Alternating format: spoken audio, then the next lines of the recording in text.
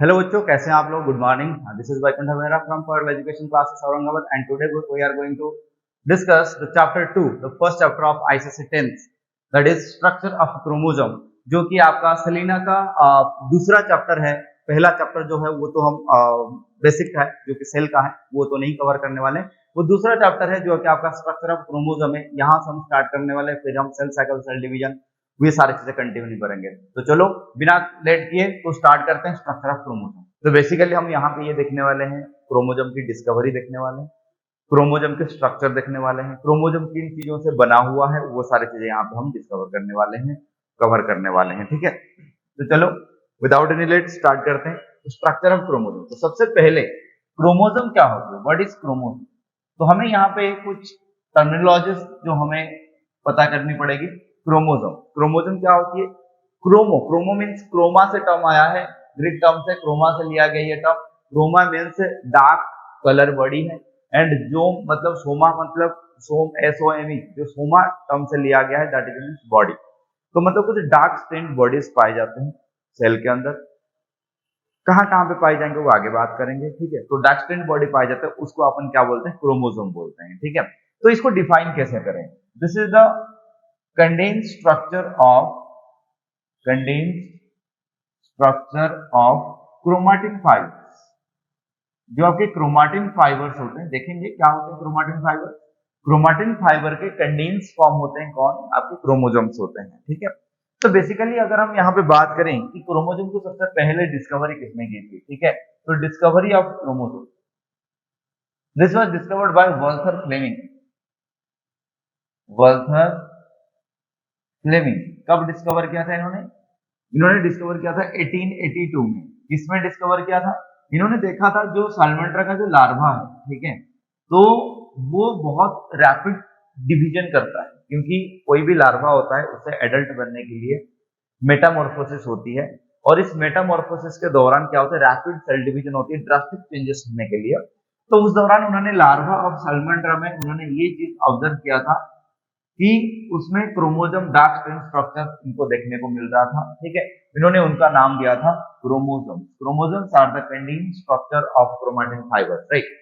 तो अभी अपन बात करते हैं कि जो क्रोमोसोम है ये किन चीजों से बना हुआ है ना। क्रोमोसोम का एक बेसिक टिपिकल स्ट्रक्चर देखते हैं फिलहाल अभी का क्रोमोसोम का। एक्चुअली क्रोमोसोम दिखता कैसे है, ठीक है, तो जो क्रोमोसोम हम यहाँ पे स्ट्रक्चर ड्रॉ करने वाले हैं वो जनरली आपको नॉर्मल सेल के दौरान, मतलब सेल का जो नॉर्मल मेटाबॉलिज्म चल रहा होता है, तो उस टाइम में आपको वैसा स्ट्रक्चर नहीं दिखेगा। ये जो हम क्रोमोसोम का स्ट्रक्चर देखने जा रहे हैं वो आपका इंटरफेज के बाद जब आपका सेल डिवाइड कर रहा होता है, मेटाफेज के दौरान, सेल साइकिल, सेल डिवीजन हम पढ़ेंगे, मेटाफेज के दौरान क्रोमोसोम का स्ट्रक्चर कुछ इस तरीके से दिखता है। This is the structure of chromosome. Generally ये आपको इस फॉर्म में देखने को नहीं मिलते हैं।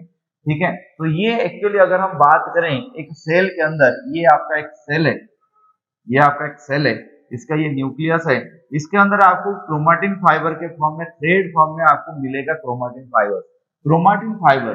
Chromatin fibres thread like structures होते हैं जो कि न्यूक्लियस के अंदर पाए जाते हैं, जो कि कंपैक्ट होके आपका क्या बनाते हैं? क्रोमोसोम बनाते हैं। कंपैक्टेशन या कंडेंसेशन की बात करें तो यहाँ पे कुछ इस तरीके की कंपैक्टेशन होती है, और उसके कंपैक्ट स्ट्रक्चर के आउटर स्ट्रक्चर को हम ड्रा कर लेते हैं सिर्फ, जो कि आपका क्रोमोसोम का डायग्राम बन जाती है। ठीक है, तो एक्चुअली ये जो हमने आउटर लाइन बनाए अकॉर्डिंग टू दिस कंडेंसेशन, तो कंडेंसेशन का बाउंड्री को हमने लाइन में ड्रॉ कर दिया और वो हो जाती है आपका क्रोमोसोम। अगर मैं बताऊं बेसिकली जो आपका क्रोमोसोम है ये आपको इस फॉर्म में ऐसे देखने को मिलेगा।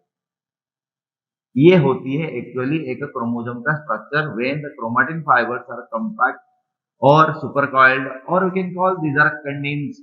ठीक है, जब कंडेंसेशन हो जाती है तब आपका क्या होता है? कुछ इस फॉर्म में आपको देखने को मिलती है, और उसका आउटर लाइन हम कुछ इस तरीके से ऐसे ड्रॉ कर लेते हैं। ठीक है, और वो हो जाती है आपका क्रोमोसोम बन जाती है। समझ आ रही है? तो उतना ज्यादा टाइम ना होता है, इसलिए हम क्या करते हैं, सिंपली क्रोमोसोम को इस तरीके से ऐसे ड्रॉ कर लेते हैं।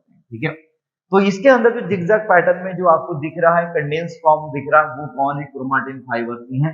जो क्रोमैटिन फाइबर्स न्यूक्लियस के अंदर कुछ आपको इस तरीके से थ्रेड के फॉर्म में, फाइबर के फॉर्म में देखने को मिलते हैं, राइट। अब अपन चलते हैं कहां पे ना, ये जो क्रोमैटिन फाइबर्स हैं तो ये क्रोमेटिन फाइबर को एक बार मैग्नीफाई करते हैं, ये एक्चुअली दिखता कैसा है, ठीक है। तो एक्चुअली हम क्या करने वाले हैं, जो क्रोमोसोम है उसको हर एक हिस्से को हम क्या करने वाले हैं, यहाँ पे पढ़ने वाले हैं, ठीक है। तो इस क्रोमेटिन फाइबर को अगर यहाँ पे मैग्नीफाई करूं तो ये कुछ हमें इस तरीके से दिखने वाली है कि कुछ आपको ऐसे स्ट्रक्चर्स आपको देखने को मिलेंगे, जो मैं ऐसे बना रहा हूं, आपको एग्जैक्ट नहीं है, ये ब्लॉक डायग्राम है, ठीक है। तो कुछ ऐसे स्ट्रक्चर्स आपको देखने को मिल रहे हैं। ये जो ब्लू कलर के मैं बनाया हूं, these are called as histone protein.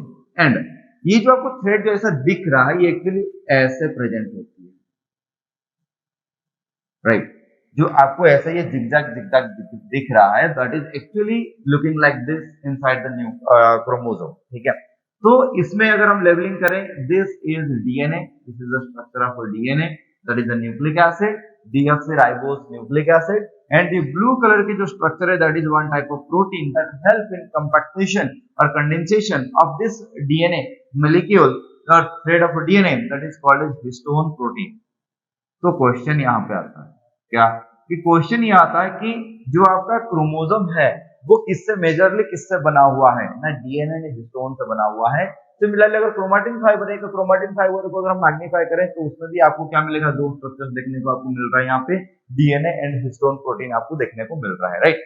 तो यह होता है क्या है ना, जो हिस्टोन प्रोटीन है उसके चारों तरफ डीएनए अपने आप को क्या करता है, लपेटता है, ठीक है।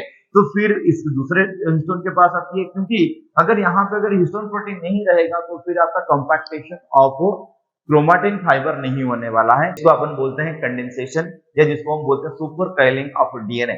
सुपर कॉइलिंग ऑफ डीएनए तब होती है जब वहां पे हिस्टोन प्रोटीन प्रेजेंट होती है, ठीक है। Histone protein is very very essential. जैसे हम पतंग उड़ाते हैं और जो मांझा होता है उसको चक्री में कंपैक्ट फॉर्म में रखी जाती है, ठीक है। जो चक्री है वो आपका यहाँ पे कौन है, हिस्टोन है, और जो मांझा है वो आपका कौन है, यहाँ पे डीएनए है, राइट। अब समझ आ गया आई होप। तो अब अपन चलते हैं यहाँ पे ना, ये जो आपका जो स्ट्रक्चर जो आपको डीएनए की बात करें, इस डीएनए को मैं क्या करता हूँ, यहाँ पे मैग्नीफाई करता हूँ। तो अगर डीएनए को मैं अगर यहाँ पे मैग्नीफाई करता हूँ तो मेरे को किस तरीके से दिखेगा इसका स्ट्रक्चर, ना इसका स्ट्रक्चर हमें दिखने वाला है कुछ ऐसे। डीएनए जो होती है वो आपका डबल स्ट्रैंडेड हेलिकल स्ट्रक्चर होती है, ठीक है। तो कुछ इस तरीके से देखने को मिलेगा। तो मैं इसको ऐसे भी बना सकता हूँ, कुछ जगह पे आपको ऐसे बनाया हुआ दिखेगा। तो एक्चुअली मैं अगर इसका अगर 3D मॉडल बनाने की कोशिश करूं तो 2D बोर्ड है, तो यहाँ पे तो बनने वाला है नहीं।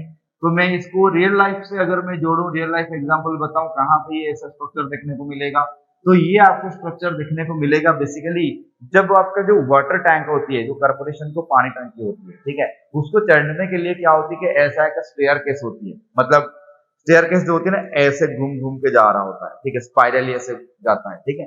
तो उसमें आप देखोगे दोनों साइड में दो रेलिंग होते हैं, ठीक है, दो साइड में दो रेलिंग है, बीच में क्या होते हैं, स्टेप्स होते हैं, ठीक है। तो स्टेप्स को हम पैर रखते हैं तो ऊपर चलते जाते हैं, ठीक, और दोनों साइड में क्या होते हैं, दो आपका रेलिंग होती है। तो डीएनए एग्जैक्टली ऐसा ही होता है, दो साइड में दो रेलिंग होती है और बीच में क्या होते हैं, स्टेयर्स होते हैं। That is actually structure of the DNA, जो कि 3D स्ट्रक्चर है, जो कि हमें रियल लाइफ में देखने को मिलता है। डीएनए का स्ट्रक्चर भी कुछ इस तरीके से होती है, बट इसको हम बनाने के लिए क्या करते हैं ना, 2D डायग्राम में कुछ इस तरीके से बनाते हैं, ठीक है। तो ऐसा नहीं होता है कि ये जो स्ट्रैंड है इसके ऊपर दूसरे स्ट्रैंड के ऊपर ओवरलैप हुआ है, नहीं, वो दोनों पैरेलली ऐसे जाते हैं। जब आप उधर से देखोगे तो आपको दिखेगा कि ये जो स्ट्रैंड है इसके ऊपर ओवरलैप हुआ है, ऐसा नहीं होता। ये दोनों हमेशा क्या होते हैं, इक्वल डिस्टेंस में पैरेलली ऐसे मूव कर रहे होते हैं, कोई किसी को इंटरसेक्ट नहीं करता है। समझ आ रही बात, ठीक है। तो अब आगे बात करेंगे इस स्ट्रक्चर ऑफ डीएनए के बारे में, आगे बात करने वाले हैं, ठीक है। तो यहाँ पे और कुछ चीजें बच गया है जो जिनको हमें कवर करना है। ये जो कॉम्प्लेक्स स्ट्रक्चर जो बनी है, this is called as nucleosome. क्या बोलते हैं इसको, nucleosome. What is nucleosome? The complex structure of a histone and DNA. ये जो डीएनए एंड हिस्टोन का जो कॉम्प्लेक्स स्ट्रक्चर बनती है, ठीक है, तो इसको अपन क्या बोलते हैं, न्यूक्लियोसोम बोलते हैं। और ऐसा एक डीएनए एक मतलब क्रोमोसोम के अंदर कई मिलियंस में प्रेजेंट होते हैं न्यूक्लियोसोम्स, ठीक है। तो न्यूक्लियोसोम्स क्या है ना, complex structure of DNA and histone, complex structure of DNA and histone protein, right. तो ये हमने कुछ चीजें देखें, क्या क्या देखा हमने अभी तक। ये क्रोमेटिन फाइबर्स हैं जो कि न्यूक्लियस के अंदर ऐसे प्रेजेंट होते हैं। इनका जब कंपैक्टेशन होता है तो क्या बनते हैं, ये क्रोमोसोम के स्ट्रक्चर बनाते हैं। इनका स्ट्रक्चर का नाम क्या है, ये स्ट्रक्चर का ना क्रोमोसोम। ये क्रोमोसोम में क्रोमैटिन फाइबर कंडेंस फॉर्म में कैसे हैं आपको दिख रहा है। उसको हमने क्या किया, यहाँ पे मैग्नीफाई किया। जब मैग्नीफाई किया तो क्या मिला हमें ना, यहाँ पे न्यूक्लियोसोम्स मिले और बीच में डीएनए, फिर न्यूक्लियोसोम फिर डीएनए। तो न्यूक्लियोसोम के अंदर ही आपका क्या है ना, डीएनए भी है, हिस्टोन प्रोटीन्स भी हैं, ठीक है। और इस डीएनए को हमने क्या किया, मैग्नीफाई किया, तो हमें कुछ इस तरीके से दिख रहा है। और मैंने आपको बताया ये रियल लाइफ में कहाँ पे आपको देखने को मिलने वाला है, ठीक है। अब अपन चलते हैं कहाँ पे ना, अब चलते हैं थोड़ा मतलब स्ट्रक्चर ऑफ क्रोमोसोम जो इसके ऊपर थोड़ा डिस्कस करते हैं, इसका थोड़ा लेवलिंग करते हैं कि एक्चुअली वो कैसे दिखता है और इसमें क्या क्या पार्ट्स होते हैं, ठीक है। चलो तो आगे चलते हैं। तो अब यहाँ पे एक टिपिकल जो क्रोमोसोम, मैंने यहाँ पे तीन क्रोमोसोम को मैंने ड्रॉ किया है, ठीक है। तो इसमें अगर हम लेवलिंग बात करें तो ये एक्चुअली क्वेश्चन यहाँ पे बच्चे बहुत कंफ्यूज होते हैं। क्या यहाँ पे ऐसे कुछ टर्म्स हैं जो कि सेम लेटर से स्टार्ट होते हैं, सिमिलर होते हैं, तो जिसके वजह से बच्चे काफी कंफ्यूज होते हैं। तो आप ध्यान देना, यहाँ पे क्लैरिटी लाने की कोशिश करूंगा, बट आप थोड़ा ध्यान देना अच्छे से। क्या है कि ये जो पूरा जो आपका जो मतलब क्रोमोसोम है, उसका एक सेंटर में एक आपको नॉट लाइक स्ट्रक्चर दिख रहा है, गांठ की तरह स्ट्रक्चर दिख रहा है, इसको हम बोलते हैं सेंट्रोमियर। क्या बोलते हैं इसको, सेंट्रोमियर, ठीक है। तो सेंट्रोमियर क्या है, तो सबसे पहले क्वेश्चन आएगा व्हाट इज सेंट्रोमियर। लेवलिंग आपको मैंने बताया कहाँ पे है, ये जो सेंटर में जो आपको ऐसे जो आपका मतलब आपको एक नॉट लाइक स्ट्रक्चर, गांठ की तरह जो स्ट्रक्चर दिख रहा है, this is called as centromere. But centromere को डिफाइन कैसे करेंगे, this is the primary construction, primary construction of chromosome. ये क्रोमोसोम का प्राइमरी कंस्ट्रक्शन है, ठीक है, क्लियर। सेंट्रोमियर क्या है, this is the primary construction of chromosome, ठीक है। जो एंड वाला पार्ट होती है, जो आपका टर्मिनल पार्ट होता है, इनको हम बोलते हैं टेलोमियर। टेल टेल टेल से टेलोमियर, राइट। सेंटर वाला पार्ट ही है, लास्ट टर्मिनल वाला पार्ट है, टेल वाला पार्ट है, तो इसलिए इसको बोलेंगे टेलोमियर, ठीक है। टेलोमियर से ज्यादा extreme ends of the chromosome, chromosome के जो एक्सट्रीम एंड्स होते हैं उनको अपन क्या बोलते हैं, टेलोमियर बोलते हैं, ठीक है। अब चलते हैं नेक्स्ट पॉइंट, बात करते हैं क्या ना, एक क्रोमोसोम, ये एक क्रोमोसोम है, ठीक है। इस एक क्रोमोसोम में कितने क्रोमाटिड होते हैं, दिस इज क्रोमाटिड। क्रोमाटिड ये जो है, ये किसका नाम है, क्रोमाटिड। ये पूरा एक क्रोमाटिड है, ये जो यहां से लेके यहां तक ये एक ही क्रोमाटिड है, समझ आ रही बात, ठीक है। तो क्वेश्चन आता है कि एक क्रोमोसोम में कितने क्रोमाटिड होते हैं, एक क्रोमोसोम में एक ही क्रोमाटिड होता है। एंड और एक क्वेश्चन आता है, एक क्रोमोसोम में कितने डीएनए होते हैं, एक ही डीएनए होते हैं। बोलो सर पूरा जो यहां से लेके यहां तक एक ही डीएनए होता है, बिल्कुल हाँ, एक ही डीएनए होता है, जो कि ऐसे जिगजैग पैटर्न में कंडेंस फॉर्म में प्रेजेंट है, हिस्टोन प्रोटीन के चारों तरफ लपेट के यहाँ पे कंपैक्टेशन बनाया है, जो सुपर कॉइल्ड स्ट्रक्चर बनाया है, ठीक है। तो आपका एक ही डीएनए होती है और ये पूरा एक ही क्रोमाटिड है, समझ आ गई बात। यहाँ पे दो चीजें मैंने क्लियर की आपको कि एक क्रोमोसोम में एक ही क्रोमाटिड होते हैं और एक ही डीएनए होते हैं। डीएनए कितने होते हैं इसके अंदर, एक ही डीएनए होते हैं, कंफ्यूज मत होना। जैसे कि मैं अगर बताऊं ह्यूमन सेल की बात करें, ह्यूमन का कोई भी एक टिपिकल सेल, मतलब एक्सेप्ट गैमेट्स, गैमेट्स को छोड़ के, ठीक है।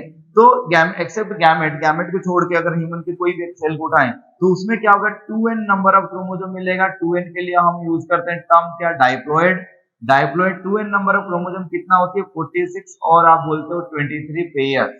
क्या बोलते हो, 23 पेयर्स और 46 नंबर। तो 46 क्रोमोसोम हमारे हर एक सेल में प्रेजेंट है, तो ऑब्वियस बात है हर एक सेल में 46 क्रोमाटिड है और 46 डीएनए भी प्रेजेंट है।